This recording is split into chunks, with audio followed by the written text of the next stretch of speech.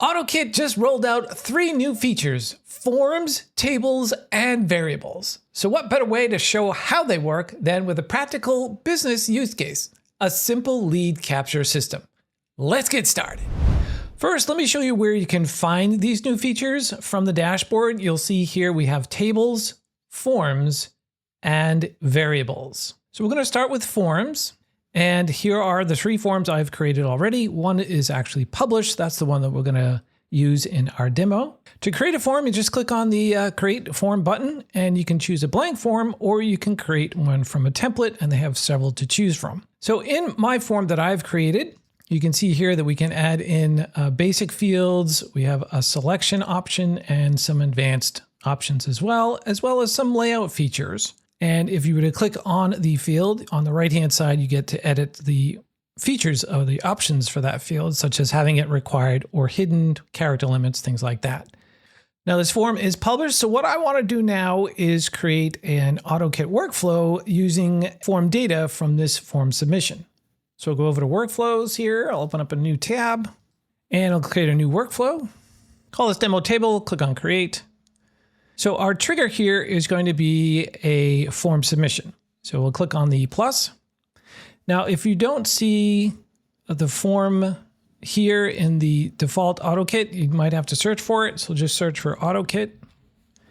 And there's OttoKit forms right there, as well as tables. Either one of these can be a trigger, so keep that in mind. We'll select forms. Our form is going to be our project inquiry form, and click continue, and click on fetch data. It's going to give us some sample information, and we'll click save. Now from here, what we're going to do is send off an email using the data from the form submission. So we'll click on the add action. Now you could use SMTP here. We're just going to use Gmail for this demo. We'll just search for Gmail, select Gmail. We'll select our event. We're just going to create a draft for this and select our connection. Click continue. R2 is going to be the person who submitted the form. So we'll select the form data from that. There we go. From email will be my email address. The subject, we could have that dynamically in there, but we're just going to keep it static.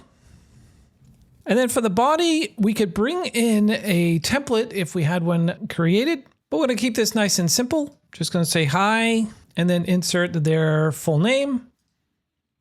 So something simple here with the full name in there. Thanks so much for supplying us with your project details. Regards, Larry. And then we can just click on continue here, click on test action.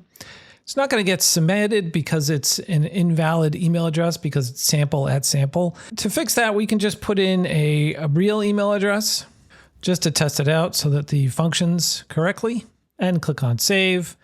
Then we can go back in and make a quick change to insert the form data and click continue and click save. So now we've got that. We can go ahead and publish this if you'd like. So we've got that going, and then we can go over to our form real quick and fill that out, and we'll click submit. And we should get our draft email. So here it is right here. Hi, Larry Snow. Thank you so much for supplying us with a project RCL team. There you go. So that's working perfectly. Okay, so you might be wondering, why not just use something like SureForms or another WordPress form plugin? Here's a simple way to think about it. OttoKit forms are built for automation. They're the fastest way to get data into a workflow. Tools like SureForms are better for front-end design, layout, and more advanced user experiences. Now, this works, but there's one small problem. There's no easy way to see or manage our leads in one place.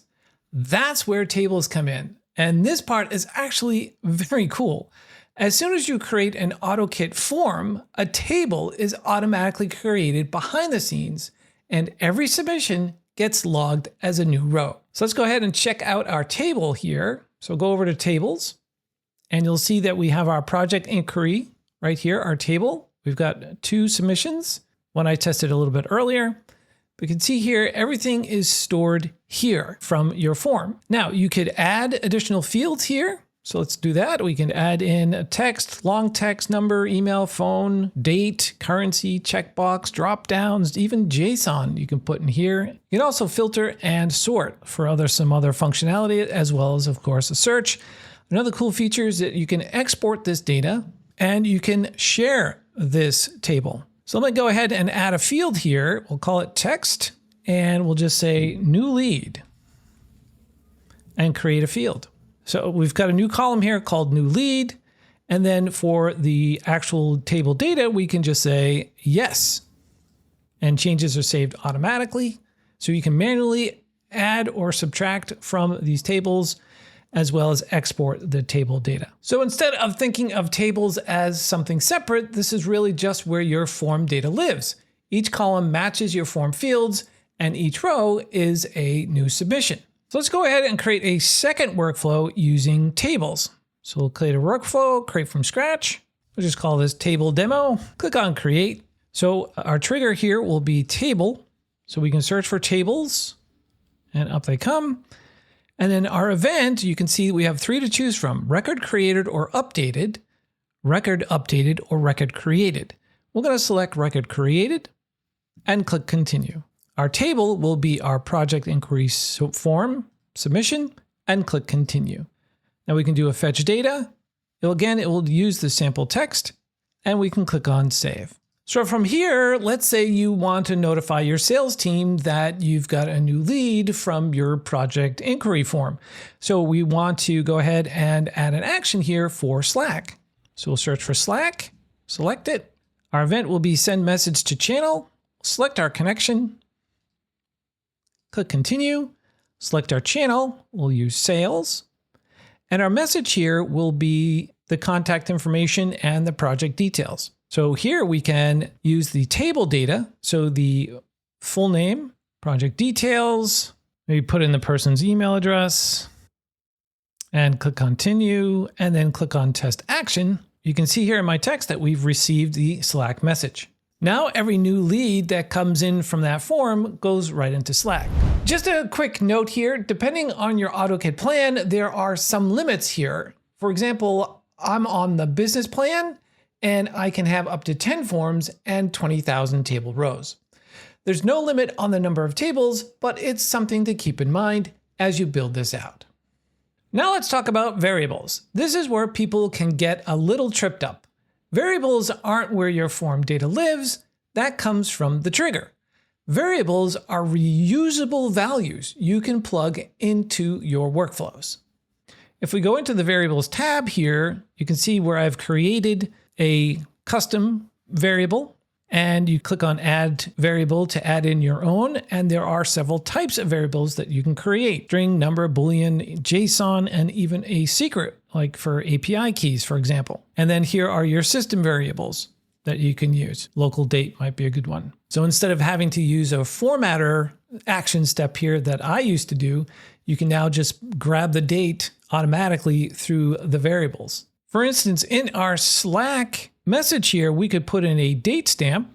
That's part of the system variables. So we hit the @ symbol here, and you'll see here we've got a new tab here called variables. And I've created my own custom one, but we can go into system variables and we could get the current date and time, or the local time, or things like that, or whether something is true or false.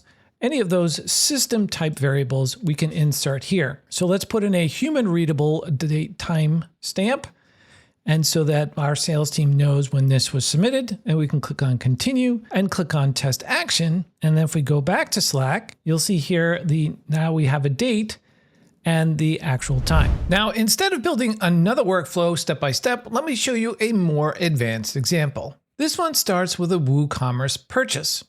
Right away, I'm logging that order into a table. So now I've got a running history of purchases as my order tracker and using that data to drive decisions. From there, I split the workflow based on order value. If the order is over $100, I create a coupon, send a thank you email with that coupon, store that coupon in the table, and notify the team in Slack. If it's under $100, I can either do nothing or trigger a different path. So now your tables aren't just tracking leads, they're tracking orders, customer activity, and even promotions tied to those purchases. So there you go. Forms capture the data, tables store and track the form data automatically or you can create tables manually if you need to. And variables help you reuse values across your workflows. Whether you use them together or on their own, these are powerful new features worth testing out. There's a link in the description for you to get started. Thanks for watching, and we'll see you in the next one.